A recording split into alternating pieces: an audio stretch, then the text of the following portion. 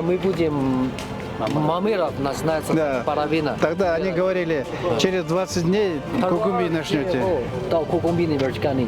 可以。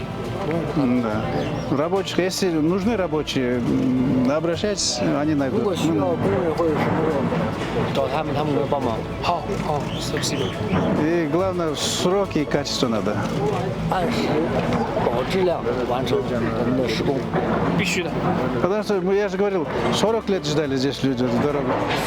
当地居民已经等了40年了，来修这条路。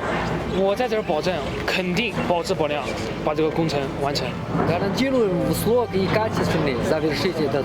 可以啊，我也很想快快的干。 Да, это посмотрим 1 декабря, какая погода. Да, молодцы. Температура. Все, молодцы. Я каждый день буду. Утром, в обед, вечером. День 3 раза буду здесь. 明天来3次。 欢迎市场。 Хорошо, мы будем ждем вас. Молодец, да. Спасибо. Молодцы. Спасибо.